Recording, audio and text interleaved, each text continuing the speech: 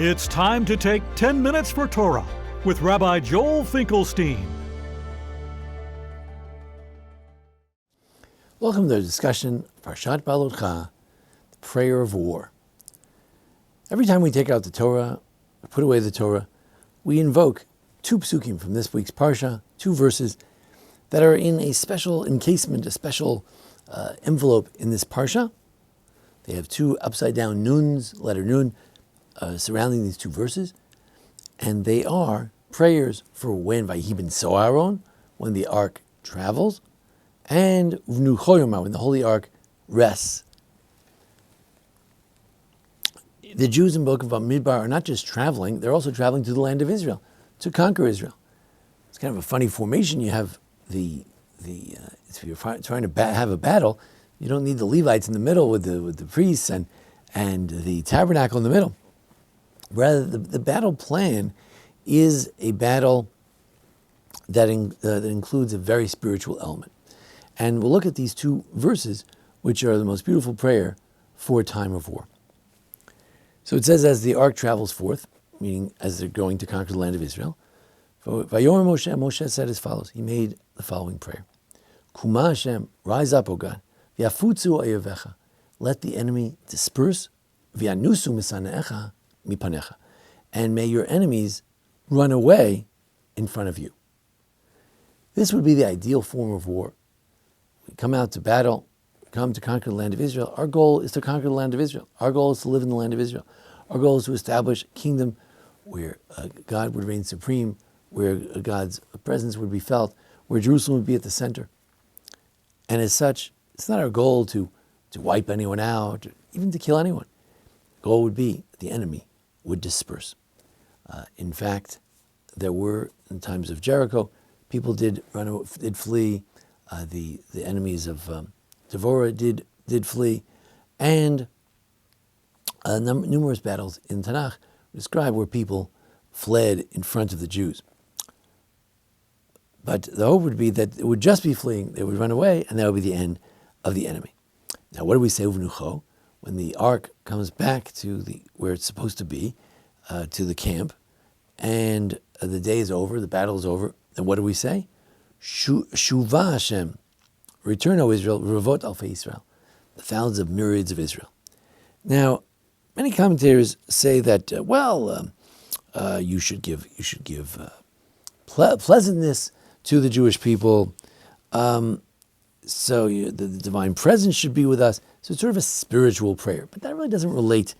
As Rashi says, it doesn't really relate to the theme of going out to battle. If when we go out to battle, we talk about the enemy dispersing, then what do we say? What's the prayer about battle when we get back?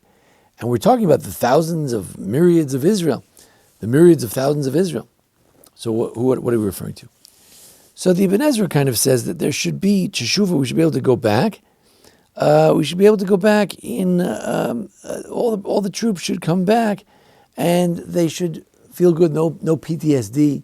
They shouldn't be in a state of panic or running away. They should come back with margoa, hashket, vavetach. They should come back quietly, peacefully, happy. But Rabbi Yosef Bechor Shor is often the most spectacular commentator, a very simple commentary based on a simple reading of the text. He says, look, when they came to encamp, Moshe would say, Yehi ratzon, may it be your will, O God. Sheyashuva kol alafim, chol avavot, all the thousands, all the tens of thousands, they should all come home. Lim komam, bi misparam, to their place, in their original numbers, because we counted them. It's a book of Numbers. We counted them. How many Jews are there? Well, when they come back, there should be the same number of Jews. Lo yipaked mehemish. There shouldn't be one person missing. That's our goal. Our goal for the enemy is that the enemy should run away. Nobody has to die. Let them go. And the goal for the Jewish people, for the children of Israel, is what? That every Jewish soldier should come home safely. We live in a period, there is unfortunately not this idyllic kind of war, but the war that's what happens in war very often. People attacked Israel responded, there's death. And our prayer is that we're not here in this world to kill anyone, to attack anyone. We just hope our enemies are dispersed. Sometimes there's a need for justice and revenge, and God takes revenge. But our primary objective is to have a place where the Jewish people, where the children of Israel, can live in the land of Israel and flourish and thrive as a people, like all other nations of the world. To have a place where we can be, where we can exist. Our goal for our own soldiers is that they not be killed. Hundreds have been killed. Over 300 soldiers have died.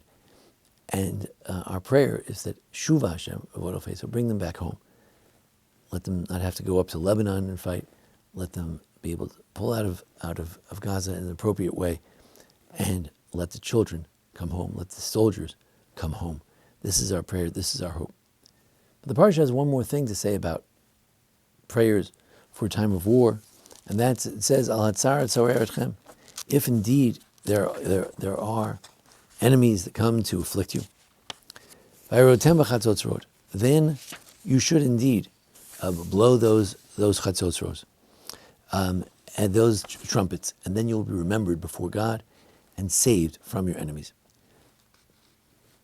The Rambam clearly defines that it's not just blowing trumpets, but you could call out to God in a kind of extreme way, like calling out a fasting, calling out to God in extreme prayer, what Rabbi Soloveitchik terms za'aka, which is like tza'aka, like screaming out to God, and hopefully with that, we'll be remembered before God and will be saved from our enemies.